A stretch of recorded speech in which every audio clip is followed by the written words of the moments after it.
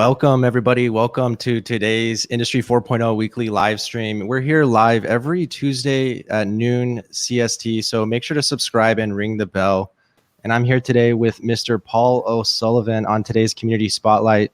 So, Paul, welcome to the show. Thanks for having me, Zach. Delighted to talk to you. Yeah, so if you guys are new to this show, every week we like to bring on a member of our community. Paul's actually been a member of the community for over a year now and member of the mastermind and mentorship programs. And so, but why don't I just give Paul, you an opportunity to introduce yourself for anyone who doesn't know you. Okay, I'm Paul O'Sullivan. I'm the CEO and founder of a company called Skellig Automation. We're a US company doing systems integration exclusively in life sciences. And, you know, myself, I'm an engineer. That's my background. But I'd often classify myself as quite an average engineer. I'm not top tier like Walker or someone like that. What I was more of was the guy that was kind of like a bit like curious about engineering management and how it worked, or as I saw it, maybe didn't work in a lot of cases. And I kind of really found my passion kind of trying to set the stage for engineers more so than doing the work myself. So that's what I love and enjoy. And you know, when I found Walker on YouTube, I was like just blown away, because I was like, this guy is just speaking a language like nobody else. There's authenticity here. I haven't seen that before in our industry. There's a helpfulness. There's a straight to the point that I was, you know, just so blown away by it. You know, it was just. You were saying before we went live, you're not always a member of like these other meetups or other groups, but you felt like something different. You know, what's different here? You know. Yeah, there's a lot about I guess systems integration, the consultancy driven nature of it that I don't like, and I struggle with, and I think that ability to figure out how to build trust and support an engineer, like, you know, like not look at an engineer like, oh, they're a number on a spreadsheet. Like let's get into the Maslow's hierarchy of needs in terms of them as a human being. Maslow is like just this kind of psychologist from like the 1950s that said some cool shit. What's at the base and what's at the top of that hierarchy? Like what are you know about it? Okay, so like, you know, it's basically like, you know, food, water, shelter, you know, at the base, and then as you go up, it's, you know, about learning and understanding, and then self-actualization is at the top. And what I saw. Yeah, and you know, and what I saw and was frustrated by was like being part of these projects, or, you know, surrounded by engineers that I thought were like really great engineers, but either they weren't being heard, or they didn't feel like they could speak up in meetings, or they were working in a process that just wasn't optimal. And then you hear about like Elon Musk or Google or someone doing something cool, and you're like, what? We're not doing that. Why can't we work in an innovative way? Like, you know, if you had some innovative idea, I had a colleague back in the day, and he had this really cool idea, and he was so excited about it, and he pitched it to the company, and they're like, nah, because we sell hours. That's all we do. We don't want to do that. You know, and it's like, I hate the concept of selling hours. I despise it. But if you guys have any questions for Paul, leave them in the chat. A lot of people were interested to hear from you today, you know, knowing that you're an expert in the life sciences industry. And so if you guys have any questions for Paul, I have a question. What are the challenges? You're talking about the unique challenges of the life sciences industry that you're experiencing today. Yeah, life sciences is a fun place to be, or, you know, it's a great place to be, because there's real change happening, you know, and you can feel it. Like, I feel like not much changed since I started, and then all of a sudden new conversations started to come up around COVID, and like, oh, do we really need to, can we take a look at this dogma and kind of just at least take it out and have a look at it? Like, and there's a lot of new and cool conversations happening. And what's some of the dogma? The dogma around things are the way they are, and they're not going to change anytime soon because they work. So we don't need to change them. Yeah, it's clunky and messy, and we get there in the end. So the project always gets done. But how you get there, and then incorporating some learnings about how you got there so that you don't go through the same painful process next time. A lot of times projects have been, kind of a clunky mishmash of consultants coming in to try to work with a client to get a project or a facility up and running. And then everybody has this beautiful lessons learned at the end. They're like, oh yeah, we're going to do the next one. Brilliant. And then everyone goes their separate ways, and, the cycle kind of continues. And Michael Dowdell just said there, the patient is waiting. So we're starting to hear that in pharma now. That's the new, Michael Dowdell there on the chat there. I just saw it pop up. Thanks, awesome. Michael. Yeah, that's exactly what we're starting to hear now. The patient is waiting. Let's look at this stuff. Let's look at how we're doing what we're doing, because we can't take 2 to 4 years to build a factory. We need multi-product factories now. 15 years ago, you needed, like, let's say Pfizer or someone like that was going to bring out a big blockbuster drug, right? They wanted a facility that was going to make just that drug for the next 20 years. Yeah, we don't live in that marketplace anymore. We don't. And when you were in that environment, it was okay to take 2 to 4 years to build that facility and to do this full-blown. Now it's not that. Now they're buying OEM bioreactors and chromatography skids, and they're like, we don't have time to properly do any kind of systems integration. So let's just buy what the OEM sells us in terms of automation. And and that can often present a lot of, poor user experience on the OpEx side of things. And because the operator, there might be a Siemens PLC and HMI on this skid, and then there's a Rockwell thing on this other skid. And, and if they wanted to make any changes, the OEM is typically not the systems integrator. It's like, yeah. And it's expensive. So it doesn't happen. It's expensive, but it's also hard to get access to the people that wrote it, because some integrator somewhere partnered with that OEM at some point in time. They wrote some code. Then they locked down that code. So when the OEM sold that whole skid, they didn't say, oh, and here's the keys to the automation. If you need to make any changes, work away. They said, no, this is our code. It's locked. Don't you dare touch it. And, and that makes it hard to maintain then.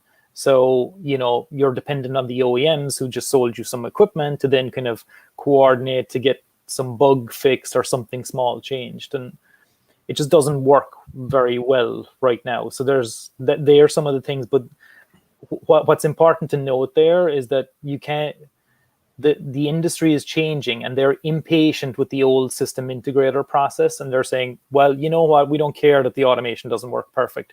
We just need to be making product in a couple of months. So we're getting this stuff and we're sticking it in because it's validated, and we can just put a wrapper around it. I do know validation is a huge component of life sciences. Michael Dowdell said Industry 4.0 should streamline regulatory processes, protocol, and validation. I have a question, Paul. If you were, let's say you were the on the steering committee of the Industry 4.0 life sciences vertical team, what would you suggest or recommend to any life sciences manufacturer working with a brownfield manufacturing plant or getting ready to break ground on a greenfield new plant for Industry 4.0? What would you recommend? What would I recommend? I mean, and assuming they're going to go down the typical legacy path of going to Allen Bradley and building a plant, or, go, like you said, having some of your skids with Siemens and some of your skids with Allen Bradley, no cohesive thought on the product that is the plant. That's a great question, and I'm trying to get to a stage where we can answer it properly, because so here's what I mean by that.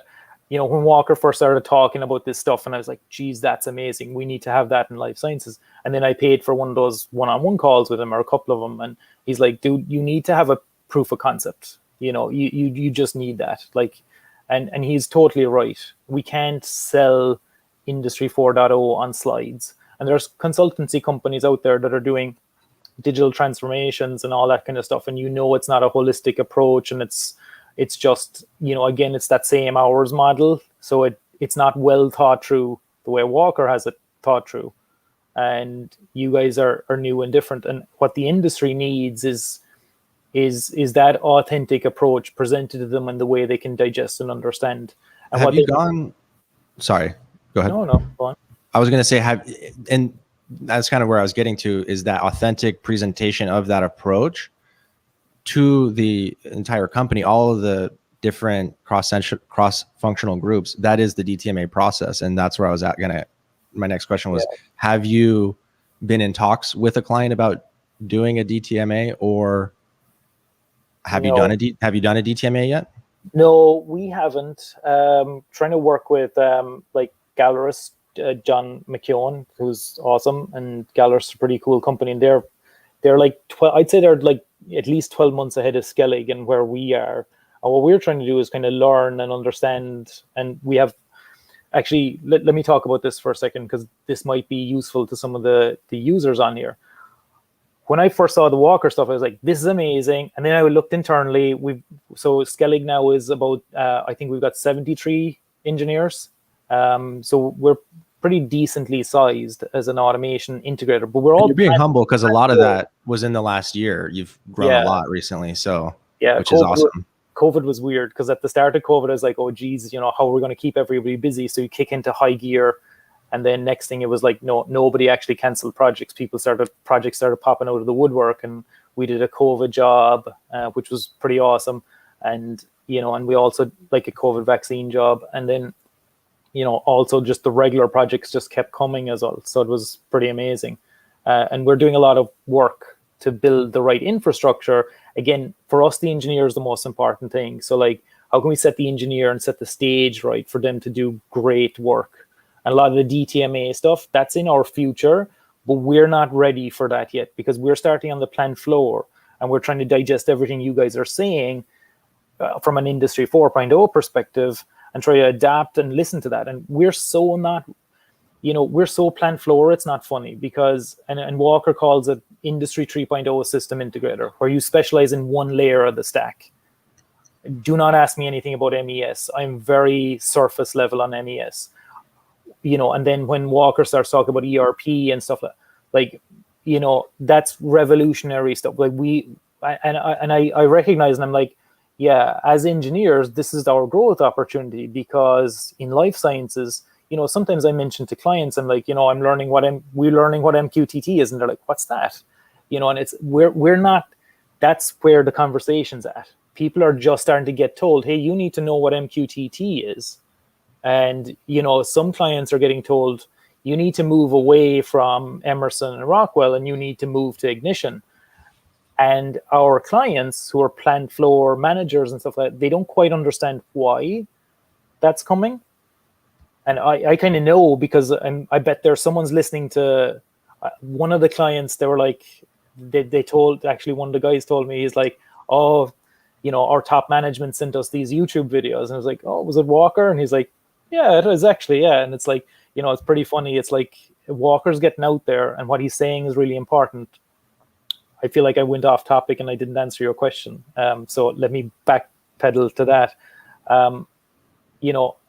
What essentially needs to happen is education first. In pharma, we're not ready, but we need to start moving towards more low code, more boxing stuff off, but boxing stuff off in a way that's useful. What I mean by that is not having that automation with the OEM package that's locked out and it's not accessible, or it's inconsistent, or it's not ready to communicate properly. Like we need to have like up to 22 PLCs on the plant floor. Like right now, most of my job is Delta V, right? So we do Delta V morning, noon, and night.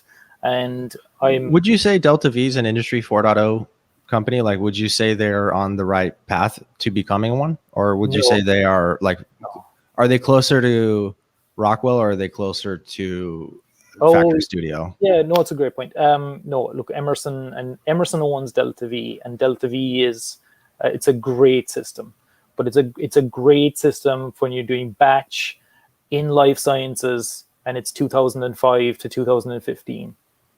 When you're looking at, there's better technology, is what you're saying. Nicely, there is, yeah, but it's not bad technology. It's just not the right fit for where things are going. And I've thought about this a lot, because I want Delta, because when you know something, you want to make that work. And it's like, I want to answer this one real quick. Woodian Molerno van der Zee, What about the Siemens S7 1500 MQTT integration? Is there also a Sparkplug B library available? I want to say I recall Walker saying it was coming for Siemens. If not, I would recommend joining the Discord and then talking to Lewis in the Discord. He's with Siemens and he's very active and he's very helpful. And so yeah, Siemens are actually interesting, aren't they? They're like, you know, because like I would have thought of them as like Emerson and Rockwell. They're moving the right direction. They are. They are. I know Emerson are trying some stuff too, but I don't quite know a lot about it. I think they're calling it some kind of, I forget what they're calling it, but I know they're starting to acknowledge that MQTT is a thing and, you know, this kind of way of communicating, but they're reacting. But Siemens has been much more proactive about Industry 4.0 and pharma, I think. Michael Dowdell confirmed, not Sparkplug B yet. So Siemens, if you're listening. Yeah. I know there's an effort with Bioforum. Bioforum's this thing where they try to bring all the big pharma companies together and bring these platform groups together like Emerson and Rockwell and Siemens and say, all right, guys, look, we're doing all these special flowers of projects and like we need stuff to start working together and talking together. And they're trying to do stuff in the right direction. I just don't know if they're going to pull it off. I'm just not sure because, you know, the purity of the approach, matters. it does, and it's like it's like half the reason why people buy Teslas is not just because they're a better car made better. It's also because of the mission of the company. Like they're getting behind it. They become part of, and if they're owning the stock, then they're also becoming wealthy along with that journey too. And that's the idea of Industry 4.0. It's something that empowers the people. Yeah. Exactly. And you want to empower these people that want to build a great facility to make multiple products. And to like the problem, you mentioned validation. Validation doesn't really need to exist if you can eliminate the need for a lot of code changes. And it's because we're very inefficient with code changes and we have designs that tweak in certain ways that result in, hey, we need to change the design. We need to add code. Or we need to take code, or we've got to validate that. We got to go through that. You can simplify a lot of the validation approach by eliminating a lot of the coding. But doesn't the unified namespace, like, I remember we actually did a life sciences mini course, which I'll leave a link to that below if anyone's interested. Anyone that's in mentorship, they get access to that life sciences mini course. But you know, what'd be cool is if we did, like, let's say we got Walker, you, and John. I love how you say John McKeon, by the way. That's awesome. Yeah. How you say it? Walker goes John McKeon. And I'm like, who the hell is John McKeon? It's like John McKeon. Okay. So, yeah. And then we do like a life sciences vertical mastermind or something like that. And then we put a call out to all the life sciences manufacturing engineers and digital transformation officers in our network, yours and GIS's area. And we get them all together in a room and we show them how it's done. Or we work with them to get them to that epiphany or that realization of this is the correct architecture, unified namespace. That'd be pretty awesome because honestly, so last year we interviewed and hired a director of innovation at Skellig, and her job, Julia, she's in the mastermind as well. Julia Sprangel. Her job is to lead our implementation of that OT stack, that proof of concept. And she's pulled in Gallerus GIS. But what we notice with our own engineers is when they're so busy on projects, the mentorship training and the mastermind training, it's quite the endeavor, or it's quite the undertaking. And we need to change our tactics, and we're going to do that. We're gonna pull some people from some projects to get them, hey, just do this for 2 months, or 3 months. You could definitely, if you had no other obligations, you could definitely do it in 2 to 3 months. Yeah, and that's what we need to shift to, because there's so much content there, but as an organization, we need to build those muscles around really understanding. Yeah. We're trying to make it better too. So your feedback is helpful, and your engagement and participation, everyone that's part of the group, they make it that much better. like Dave Schultz, I give him a shout out right now. He was helping me prepare. Like I was like, you know, I'm in the Discord all day, but sometimes I might miss questions, right, that I pin for the live Q&A, and it'd be helpful to have a second pair of eyes. And Dave Schultz was like, I got you. And he went scanned the Discord and, you know, helped find some good questions that we'll get to later in this live Q&A, hopefully. And so yeah, the point it I was can't trying to be make with that, understated what you guys have done. I think you guys, it's not just about like, oh, it's kind of cool to get the way Walker's putting out these videos, but the vision and the mission behind what you guys are doing is just, that's going to be the difference. Like, you guys are going to change manufacturing in America. There is no doubt about it, because you get people to buy into it. I want to buy into it. Like, I love it. And I'm like, oh yeah, this is it. All I want to do is have us as an organization honor and try to implement what Walker is saying should be the way things are implemented. And I think if we can digest and understand that for life sciences, or at least help our life sciences clients understand and unlock the value in what Walker and you guys are saying, and then what you've created in this Discord thing, this Discord community is beautiful, because you're pulling in all these people and they're sharing, and there's authenticity and there's dialogue and honesty. And that's just different, you know, that's cool. Because that's where you get to collaborate. That's the coffee shop in the 16 or the Renaissance or whatever, you know, like we get to talk about what we're struggling with. Like, look at you there. Oh, that's great feedback. I get to joke. Did you see all the memes? Like, we started Yeah. posting memes the other day. Yeah, I tried to think of a few for that. That's pretty cool.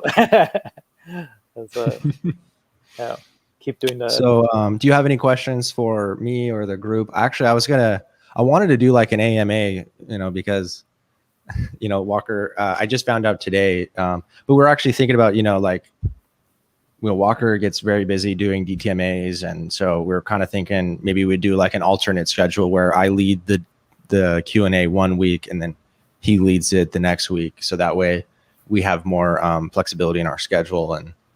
But in any event, you know, he's like, hey, Zach, I need you to cover for me today. So I'm like, okay, I got this. And then, yeah. So, but I was going to say, yeah, ask me anything. What do you, so, and I asked this to another company recently, because they're like, they've got this really cool technology and they're in the MES space, and we stayed away from the MES space. We're plant floor people, just because we didn't quite feel confident, like, you know, but there's been this new technology, like, and we want to partner with them and we want to try to figure out how to help them. But it's the same kind of question. It's like, what as system integrators or as engineers? Like, obviously as an engineer, it's like, sign up for what you guys are teaching and try to apply it and digest it. But what is it seems hard to not be like a shill, you know? It's like, yeah, we've designed everything you need right here.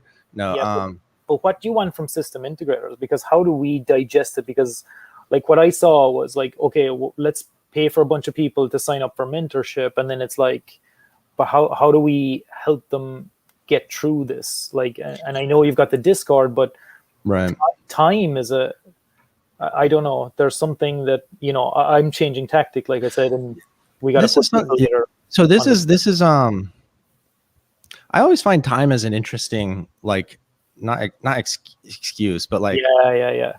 It's like, you know, right. if time is, you know, like if time is the function, then you make time for what's important. Yeah, you should prioritize doing mastermind, because then your projects will be that much more efficient, which will free up time, you know, like through that automation and through that correct architecture.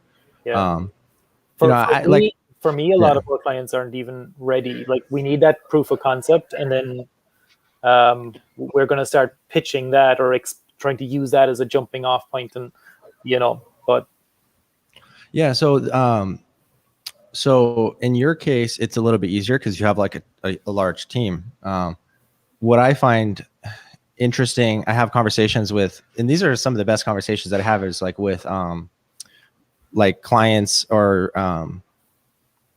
you know, talking with someone who wants to join Mastermind, and it's just them. Like, they are an integrator shop. They've been doing it for 10, 20 years. It's just them. And they're like, they have a more viable excuse for time, because it's like they literally have to keep doing their projects that they currently have in order to stay in business, right? Because it's just them, right? They don't have, you know, an ability to kind of just dive into it head first. And I think for people in that situation, what I've suggested once or twice was, you know, try to find a client that is willing to go on that journey with you. And if it's a function of time is, you know, money buys you time, right? So if you charge for the DTMA, which we recommend everyone charge, no, we don't recommend anyone do a DTMA for free, even if it's your first time, because you're devaluing that process. And we all know that if a client doesn't pay for something, then they're not going to value it. No. You know, this is one of the, we were talking about this last Friday, and Srihari was like saying, you know, here's the 3 things that I, you know, kind of come across to, you know, we come across when I'm talking about a DTMA with a client. Either 1, they're all on board, they're ready to do it, or 2, they want to do it, but there other people in their organization can't get buy-in, right? So they don't have the time. So they kind of want to start with a smaller proof of concept, like outside of the purview of the entire company. Mm-hmm. And so that's another scenario. And then the third scenario is they are just totally closed-minded. They're used to working with Industry 3.0 integrators that would happily come in, have 3 or 4 meetings for free just to get a larger project in the end. So we don't do that, because we'll literally just clients will just waste our time. And so therefore we don't do that. We charge for the DTMA because it's more for the client's benefit. But in any case, where I was getting to was find a client that's willing to go on that journey with you, join Mastermind and get the resources you need, the training you need to do the DTMA, and also the documents and the resources in order to have the right questions to ask and have the format to do a proper DTMA and have the right scoring. Yeah. It's not like that process is necessary. Like once you have the right training and you know how to do it, you're going to learn by going through it. You're going to learn so much by going through your first DTMA. So even if you're not like quite ready to do it yet, find a client that's willing to go on that journey with you, and then, you know, charge the rate that it is. And then you have the resources in order to use some of that money to buy the training in order to know how to do it. Right. It's like, if you just keep waiting until you have the money to buy Mastermind and then learn how to do it, you'll just always be stuck doing Industry 3.0 projects, when all it takes is you deciding you want to do it, saying yes, and then finding the right client that will go on that journey with you and, you know, fund it basically. Right. Yeah. You know, if you can't figure out how to do something, you just got to figure out how to structure it in a different way to make it possible. Yeah. No, I agree with you. I think that's exactly right. And it's, and that's what we're trying to do that with, like, you know, like engage, like I asked the Discord community, hey, who could help us build this unified namespace on top of our, you know, we built out these Delta V units internally. So like bioreactors and chromatography skids, and, you know, Galeris and Intel, they're going to help us pull together that into a unified namespace with Ignition. And, but we're also, our engineers and Julia, who's leading it, like, we're learning from that firsthand as a process and trying to, okay, that's how they're doing it. This is how they pitched it. This is how they defined it. And then, you know, we want to partner with anyone that wants to partner to try to bring value. Then, like, the way I see our job right now is this is new. It's the right thing to do. We got to digest it and understand it and help our clients and help pharma, because we're going to stay in life sciences. So how do we help digest this for pharma? Because what you guys are doing is clearly the right thing, you know? Awesome. Thanks, Paul. So at this point in the Q&A, we like the question, the question and answer area. Kishore asked, quick question. What can be a good area for immediate ROI? I like Michael's Dowdell's answer, compressed air applications for efficiency, and then also using an ANSO on board for like MES, OE applications. I'd say a lot of our proof of concepts that come out of the DTMA phase, we're finding an area in the plant where we can have a high impact OEE system, and then we scale it on that we use the results of the ROI from that implementation to scale out the rest of the infrastructure to the rest of the plant. Great question. Awesome. Yep. Very good. Anything else, Paul? Yeah, sorry. I'm with my life sciences hat on. I'm like, I think, one of the things I've been fascinated about, like talking to John McKeown, was, like some of the technologies from a cybersecurity standpoint, like Darktrace, and I forget the other one, but like, just the potential for them to help uncover some vulnerabilities within the operational technology stack, because things are connected. They are getting connected, and you hear through the grapevine about ransomware that maybe didn't make the news, and so it is happening. And did you hear they just recently moved? That's going to be, I don't know why it wasn't before, but like ransomware is now an act of terrorist or act of terrorism. Oh yeah, is that with that new White House bill, or that new, yeah, where they started acknowledging which means OT technology as well? Mm-hmm. Yeah, it makes sense. Because otherwise, it's just, we were talking about this. It's just kind of FUD, It's fear, uncertainty, and doubt. Like saying somehow to take that attack, which I don't know the specifics of it, but all I know is that had they had the right architecture, it might have been like a like, what is it called, human engineering or social engineered, where you basically trick someone who has access to give you access, kind of like a backdoor, in which case it's kind of, it's not necessarily the technology's fault, but in any case, they probably still would have been in a better environment had they had a edge driven, had they had an edge driven report by exception IIoT architecture. It would have limited the attack, Oh yeah. vector. Yeah. Like the internet's here. People are connecting everything. So your OT stack is connected, or someone can bring a USB stick in, like you said, intentionally or otherwise. Someone's gonna get to it. So, building with intention and acknowledging the threat is real, so to speak, and kind of like looking at these older facilities or this older style and kind of securing from the ground up is absolutely critical. Awesome. All right, I'm gonna jump into the live Q&A session, or the slide deck that we have. There's a lot of questions, so hopefully I can get to them all, and I'll do my best at answering them. Excellent. Thanks for coming on the stream today, Paul. Can you guys see that? No bother. Cool. Yeah. I hope your phone is just ringing off the hook after this. I don't. as if you actually had a phone. If you guys want to reach out, no, seriously, if you guys do want to reach out to Paul, join the Discord, reach out to any of us. Right at the top, you'll see all the mastermind people in mastermind and mentorship and everyone. Yep. Architect Your Industry 4.0 career. This is Friday, and we've been promoting this event for like 2 months now. This is going to be the biggest event in Industry 4.0, not that, just ever, because like you said, Paul, we're here to make an impact on the industry. We have we've experienced this, and we're here to share it. In a market where there's a lot of confusion and FUD and misinformation being spread, we would like to share with the community how to actually architect your Industry 4.0 career. What are the skills that you need to learn? Where do you get started? What's going to be the best use of your time, and how to accelerate your career growth. So if you guys are not already, there will be a link down below to register for that. Omar asks, is there any 4.0 use case in which is not based on time series data? Yes, Omar.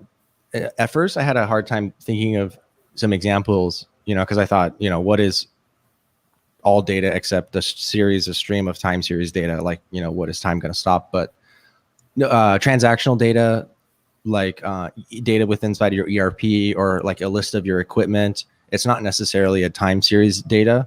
You might have a time stamp of when that piece of equipment was last modified, or when that transaction or that sale happened or occurred, but that's more transactional ERP type of data, or, you know, MES data.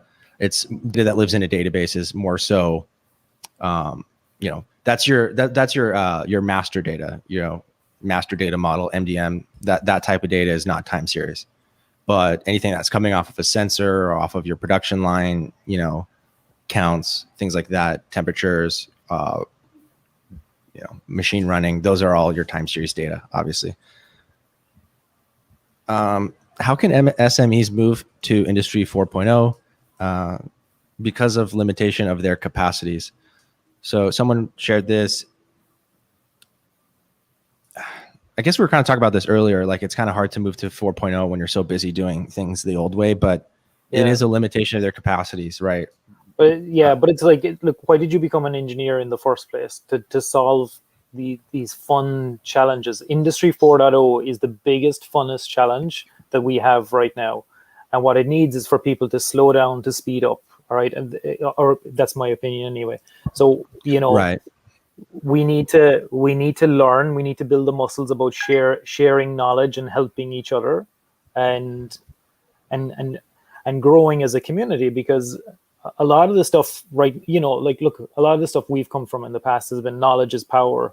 And if I know something, I sure shit, I'm not going to say it to you, because then you'll know it, and you can use that to win a job and blah, blah, blah. And that's such a silly old way of thinking. Like, what this Discord and what this community is about is kind of, all right, if I have something valuable to say, I just say it. Or if, you know, I try to be as authentic and open as possible.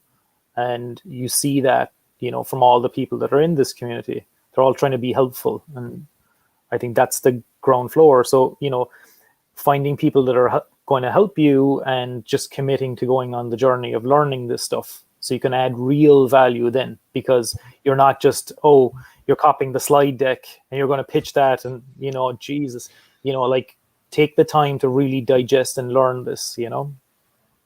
That's the worst, is when people are using the words, but they'd have no idea what the words actually mean. Yeah. I said this the other day, but I'll say it again. I had a conversation with someone who was, quote unquote, leading digital transformations for one of the big three. And self-admittedly, like, said it, he doesn't really know what Industry 4.0, like, technology wise is, yet is out there marketing the shit out of it. Yeah, it's like, that's why my company is it's like, you're making our job that much harder, you know. Yeah, because, but anyways, and that's the scary thing for me. Like, what if I was to say, oh yeah, like, let's plaster that up on the website, Skellig does digital transformations. Well, who, you know, because Paul O'Sullivan is not confident enough yet to you know, we need to build the muscles, and we're doing it quietly now. That's why we're part of this community, and we're trying to figure out, right, how do we get our engineers, you know, to understand what this is and start to build that muscle around it being able to execute. So when we do say it and a client says, oh, can you help us? Yeah, we can. You know. Yeah. Awesome. And we don't just destroy your reputation for, oh, these guys are associated with 4.0 and they haven't a clue. No, I appreciate that. You know, I'm never gonna, if someone's talking to me and I'm always gonna encourage them. You know what I'm saying? I'm never gonna be like, no, yeah, I think you should wait. You know, I'm gonna be like, no, I think you should push. I think, yeah, but in any sense, I respect the fact that you say, no, I'm not ready yet. I will take that any day over someone who is clearly not ready but claims to be. You know what I'm saying? Jordy, a recording will be available. I believe it's going to be available immediately. Yeah, I think we're probably just gonna leave that event as a public recording on YouTube for anyone to view ever, and we're not gonna put that behind a paywall because mentorship alone, you know, accomplishes that for us. Which, by the way, mentorship, if you guys, there's like 40 or 50 of these more remaining. Well, not this, but there's a swag pack sponsored by Phoenix Contact.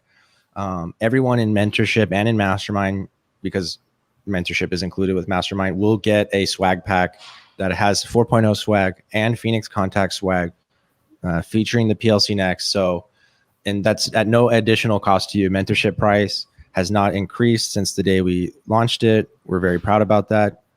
Ultimately, I'd want to decrease the price over time of mentorship and increase the price of time of Mastermind, kind of like how Tesla, you know, they kind of widen the gap. Their high-end models get more expensive, their low-end models get cheaper.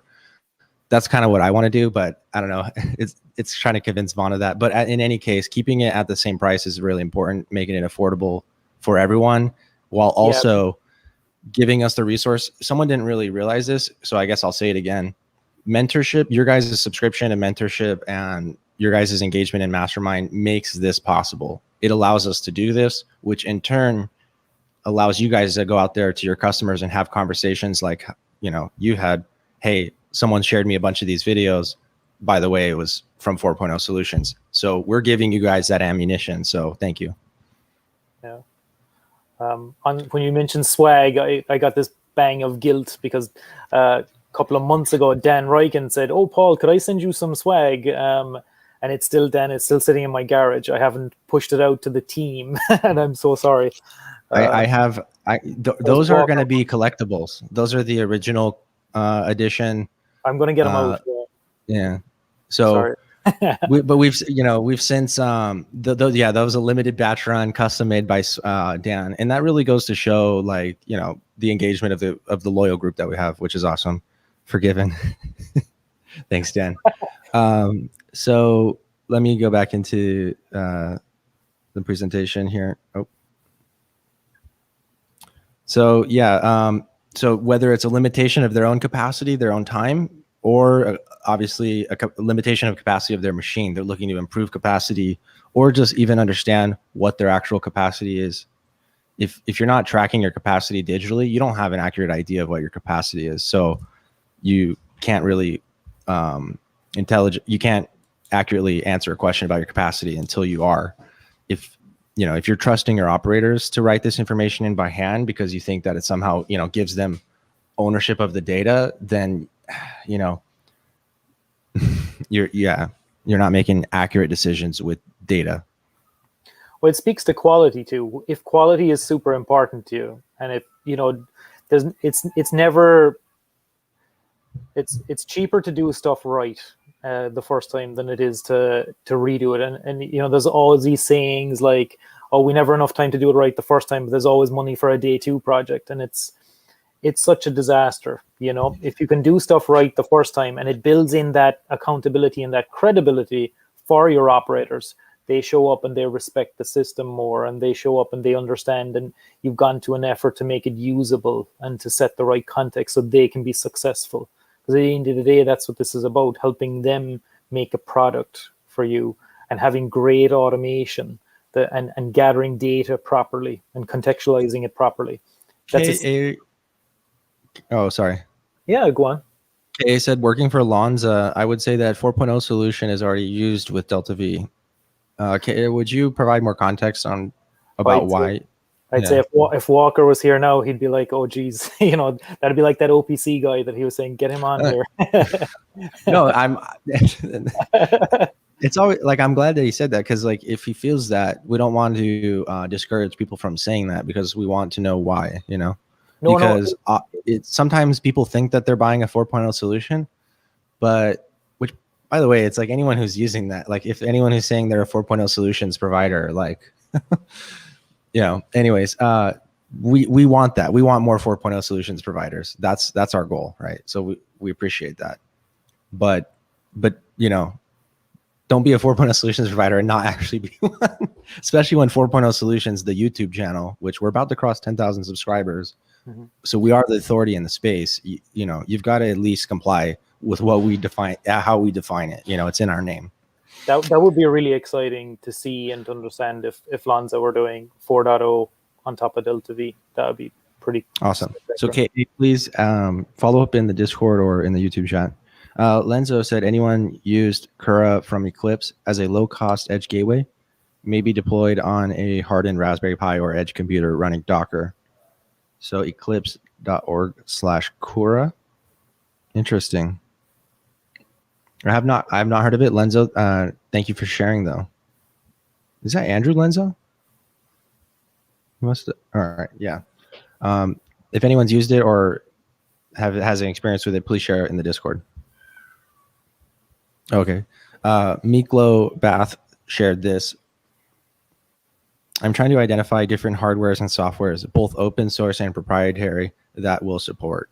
Any advice, thoughts, or critical reviews, welcome. So I'm going to go ahead and show a detailed shot of this here. So right away, like when I first see these, my first instinct is to identify where is the unified namespace, like at which point, and which is kind of an oxymoronical question, because Walker will say it's everywhere, it knows everything and it's everywhere, but you'll typically have like a location for a central enterprise unified namespace, either on-prem or in the cloud.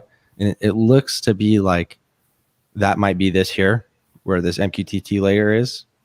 So yeah, this would be like their, this is, you know, by the way, guys, if you guys do a drawing like this, make sure to call it like unified namespace. So you identify, and the industry, anyone looking at it knows where the UNS is, but it looks like to be like, that's where this would be, MQTT. Edge gateway, this hardware solution, I'd like to know what device this is. It looks like, oh, here it is. It looks like it has a unified name. There it is. Unified namespace on a local unified namespace on board. Yeah, no, this is a little bit weird because this says Edge Gateway, but it has a unified namespace here. Okay, so this is their protocol converter. So they're taking their old stack here, the old ERP, MES SCADA, and using these protocols to convert it into their cloud unified namespace with AWS, Google, IBM, etc. So, you know, it's definitely a step in the right direction. I like that. Again, I like that it has unified namespace here. I'd like to see it designated here, especially if you're publishing it right here.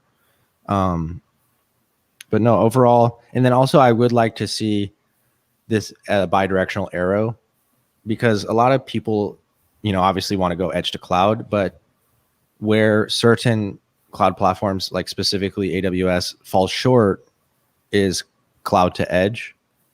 And that's where we like AWS, and specifically their integration with MQTT and SparkPlug-B. It allows bidirectional edge to cloud, cloud to edge, which allows you to, you know, bring those decisions from the cloud, roll them back down to your edge layer at scale.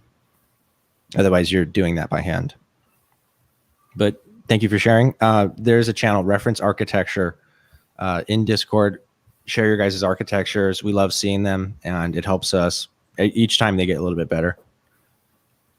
Derek Porto asked, hey, everyone, is there any info out there on the benefits of using Ignition's relational database only versus an additional process historian like Canary? Yes, and JS answered this one in the Discord. Thank you, JS, but I'll go ahead and comment on it here.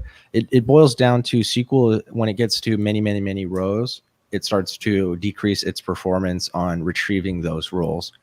So while SQL is great for managing your transactions, for time series, because of the volume of writing and then the bringing that data back for purposes of analysis and display, the process historian, you know, the time series database optimized for that is going to be much better than the Ignition relational database, which is just leveraging SQL. But for small applications, it does work. With so many time series database engines, aren't the languages they are using very proprietary, like having 12 flavors of SQL? It seems like a timescale DB might have an advantage here because it borrows from SQL. So timescale, we just talked about recently, they raised a $40 million Series B round. They are a layer that sits off on top of Postgres SQL, and it optimizes the underlying database for time series database. So it's not like a proprietary database, like or you know, the underlying technology is not a flat file proprietary database like a Canary, but it's more so sitting like on top of a Postgres SQL, right? That does have advantages. A lot of people are using that more so for like IoT applications, like where your web developers are managing that infrastructure for DevOps.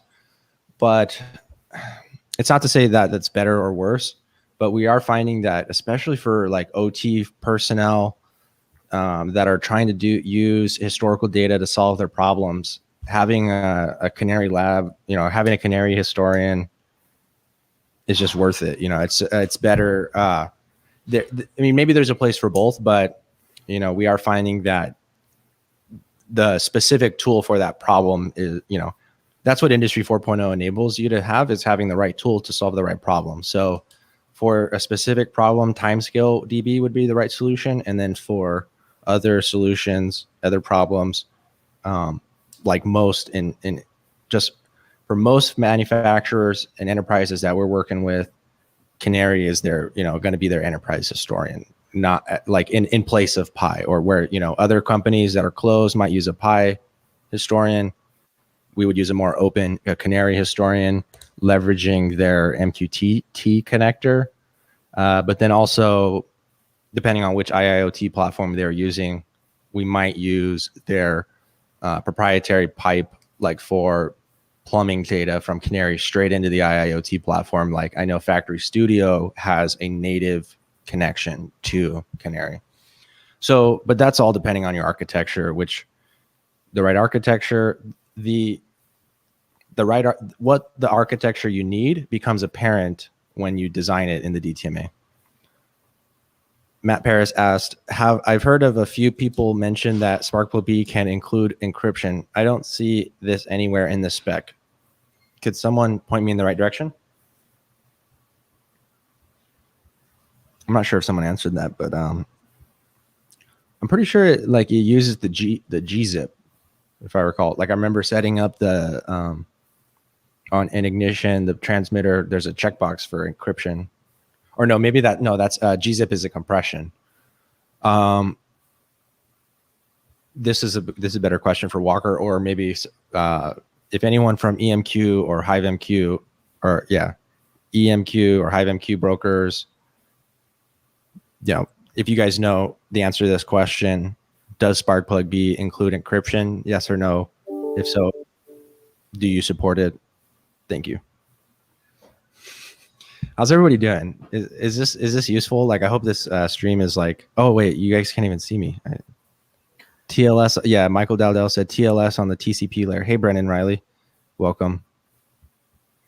One thing I was going to say, Zach, when Galeris and when we build our unified namespace on top of Delta V, I'm still thinking about the Lonza Delta V question, guy. And I'm like, I wonder if somehow we could, because we're open, we could just show you guys what we built internally and say, criticize it. Like, tell us what you think is not good or what would improve it, or, maybe someone would learn from it and say, oh, okay, so I could see how I could do this in pharma, and they'd get a jump.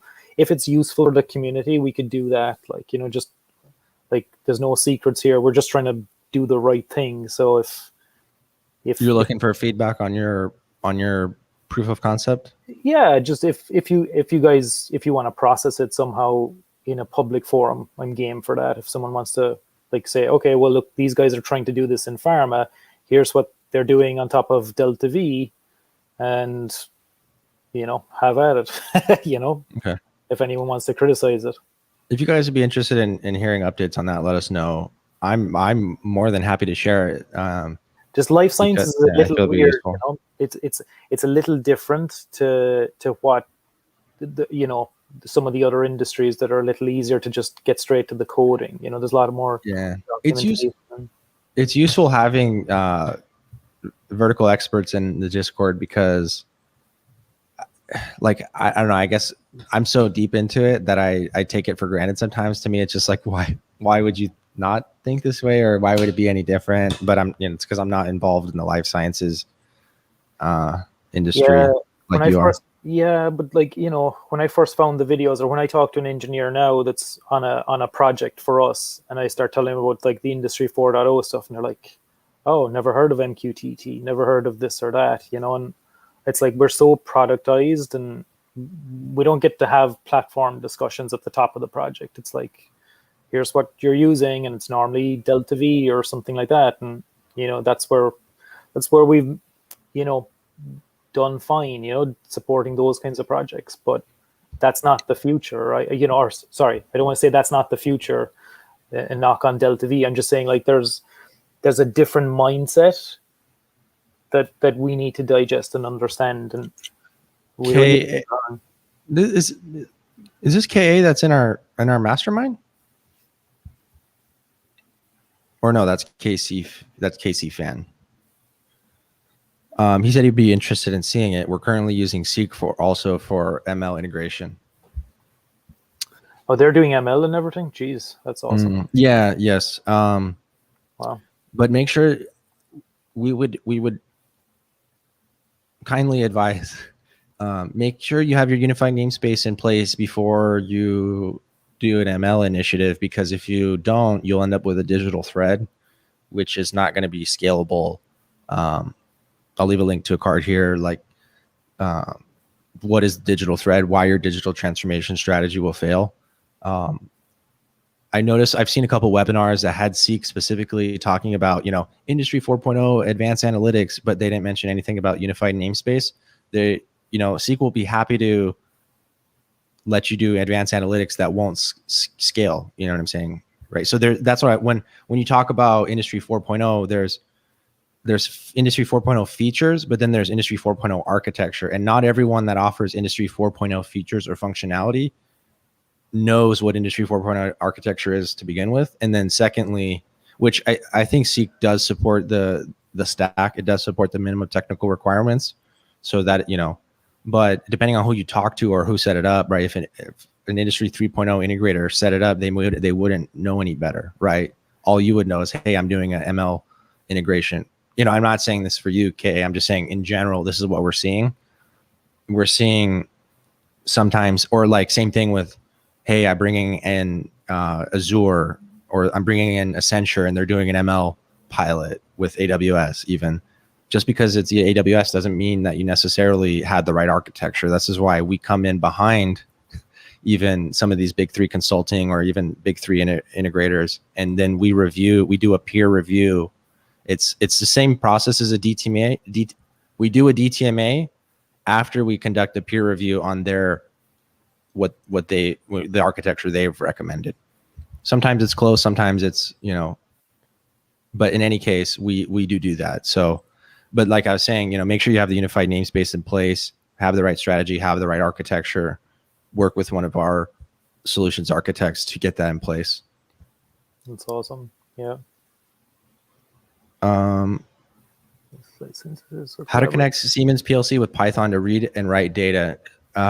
So Python, I think you can get a free open source Python MQTT broker called Mosquito that supports publishing and subscribing. So if you just wanted to spin something up and play around with it, you can use Mosquito. Funny enough, my uncle Kurt Braun has a lot of videos leveraging the Raspberry Pi and doing small things like connect. He works with Wago, so he'll be like connecting the Wago to a MQTT broker on a Raspberry Pi and plumbing that into Node-RED. Like, he does a lot of those tutorials and stuff. So Kurt Braun, or Wago Kurt, would be a good channel to look at that if you want to know how to do that. But yeah, I would. I mean, obviously you can, connect to it via OPC, and then you could use the Python scripting engine in, let's say, Factory Studio or Ignition. So that's another easy way you could do it. But yeah, either way. Or yes, because Siemens does have that MQTT block. Doesn't support Spark B yet, and you kind of have to plumb in. You have to manually connect the values that you want to publish in their connector. They don't just allow you to publish their whole namespace, which was really what we want to see. We want to be able to see a node, whether it's a piece of software, a human, or a piece of hardware, take their internal namespace and publish that into a unified namespace. So then we can all work together. But we're getting there. Yeah. Miklo asks, cloud-ready firmware platform provider Goliath.io allows device makers to enable cloud-connected IoT. Let's see. IIoT.io. I've never heard of it. Nice. Cool. Is it like a Docker? Is it like running containers on the edge, or flexibility for developers? When embedded developers are encouraged to use tools they're familiar with, the resulting IoT devices are more robust, reliable, and reach production sooner. So this looks like a DevOps engine for IoT devices or something like that. That's cool. All right, I'm going to join. Join the beta. Features: broad hardware vendor support, bring your own hardware custom modules, bring your own sim. So we'll leave a link. I'll just drop it here in the chat. I hooked my balls up to car battery. What is this guy saying?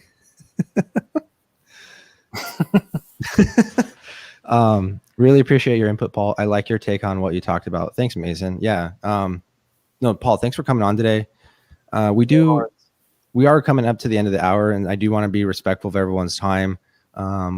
Next week, we will have Walker Reynolds back, but more importantly, this Friday, we do have our webinar, which is going to be, if you're in Industry 4.0 or you are in manufacturing, this is going to be an event worth attending, because depending on where you're at in your career, we're going to give you the roadmap for your career success, what you need to learn, what you need to study, what you need to focus on. And we're going to also offer you the support systems in place to help you get there, whether it's at a free level, this event on Friday is free, or whether that's in our mentorship program or in our mastermind program. So Paul, thank you so much. Dude, I couldn't have asked for more kind words. So thank you. I really do appreciate that. No, it's great what you guys are doing, because honestly, like it's just inspiring. So we're delighted to have you guys as a resource to help us figure it out, because we want to do what you guys are trying to achieve. We want to be part of that. And you guys are doing it. You guys are doing it. Yeah. And it's enjoyable and it's fun. And yeah.